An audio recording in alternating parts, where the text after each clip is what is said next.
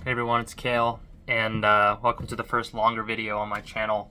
I want to expand a little bit on why I chose Royal Caribbean and Pinnacle status for this cruising challenge to get to Pinnacle by the end of 2025. Like I said in the first video, I'm currently at 408 points. I'm on a sailing right now. This is a room.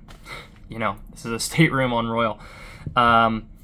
And I wanted to start with three of the top reasons, pretty much the three primary reasons of why I picked Royal. So the first being the perks. The perks of Royal Caribbean's loyalty program, as far as I can tell across the board, for all competition in the same class and category, and even some of those that are beyond, it just blows the competition away. I think the second closest that might be kind of cool as well is like Norwegian.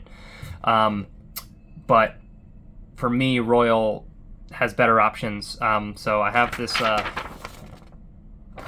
on your sailings. This is usually included, so conveniently it's right in front of me.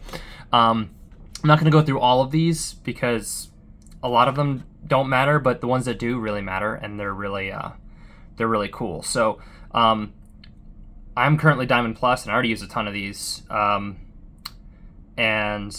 But for Pinnacle, they get even better. So first of all, for Pinnacle, the largest thing I think for people, the two largest really are the 6 free drinks a day, right? So this can be alcoholic, non-alcoholic, almost anything. There are a few exceptions, but basically anything up to, it says free daily non-alcoholic drinks up to $14, excludes Starbucks. So, but that's just really great. It's right on your card. It's super convenient. You don't have to do lounge happy hours or anything else. You can use them anywhere on the ship. The other most valuable thing, I think, is a free device for internet the entire time. And that's one free device. And that device, as long as you have the login, you can use on separate devices. You just can't be logged in on 2 devices at the same time. So that's actually really convenient. And internet usually goes for about $30 a day if you're not discounted. If you're just paying a la carte, those prices change, so don't quote me on that. But over a 7-night sailing, that's already over $200 right there on, if you don't get it discounted. So the perks alone are really great. Some of these other ones you don't ever use, but laundry is actually a really great one. You notice I packed really light. I do 1 bag. Even at Diamond Plus, I get a free wash and fold laundry on every sailing over 5 nights, so I can use that. And I can bring even fewer things. I have these dry fit shirts that I can already hand wash if I really needed to, but I don't have to because I have free laundry. So I can pack less and, save other money that way. And make it easier to travel in different types of ways, be a little bit leaner, less stressful when you're on the move and doing a lot of cruises. You get a free digital or print photo. I do that. Complimentary add-on spa treatment. Buy 1 movie rental in your stateroom and receive a second free. I don't think anyone uses that. Maybe if you do, that's great, but hey, it's on here, No, there's really a ton of things on this list, but even the first few perks that I just mentioned blow pretty much every competitor out of the water. From what I can tell, you'd be lucky to get anything of any value on competing cruise lines. So the perks is reason number 1. I think Royal is a really great cruise line. Number 2 is that Royal Caribbean is a massive company. It's a big conglomerate. It owns the same company that owns Royal, owns Celebrity and Silver Seas, which are also add quite a few ships, especially Celebrity. So not only are there quite a bit of ships, Royal is pushing 30 ships and creating or coming out with more all the time. Not only are there a lot of ships, there's a lot of ports that they sail out of. So obviously South Florida is the cruising capital of the world.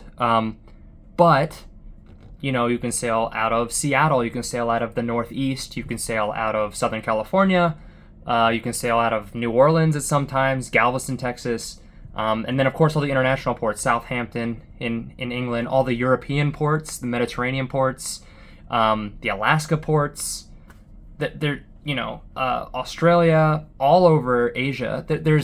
There are tons of places to take cruises, all within Royal Caribbean's fleet.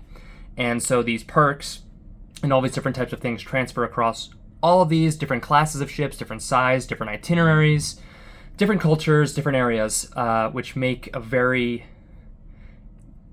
If you're going to go on this many cruises with one cruise line and earn this many points, having variety at your disposal is really nice, in my experience, because you get sick of doing the same cruises over and over again, but if you're mixing it up and you're going to new places, it's pretty great. So that's definitely a big benefit for me.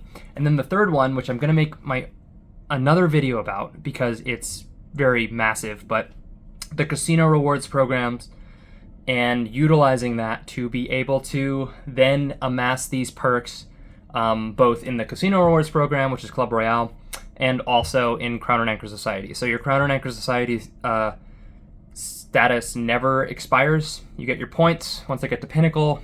Unless Royal changes something, I should be Pinnacle lifetime. The Casino Royale rewards program is different. Every year it resets April to April. So that's different. However, you can get cruise offers based on your play, and I'm not recommending anyone necessarily do that. I'm just saying that's what I do. Oftentimes my play in the casino has allowed me to cruise for much cheaper than I would have if I paid out of pocket. I'm going to make another video about that.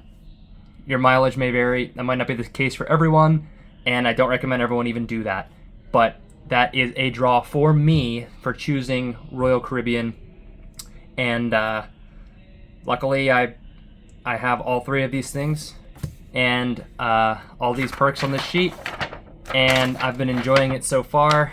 The benefit of being able to tier match with celebrity at any point is also excellent, because it offers a very different variety of cruise experience. Again, once there's a lot of ships with celebrity as well, but the celebrity cruise vibe and the royal cruise vibe are very different, and so that adds even more variety for different types of people, different types of cruises, different types of vacations, which when you're investing this much time and energy and money into cruising, you want to make sure that you have a varied experience if you're moving up a certain level so you can take advantage of everything that you've accrued. So anyway, I just wanted to kind of expand on that and give a little bit more information as to why I chose Royal Caribbean, why I'm doing this path to Pinnacle specifically.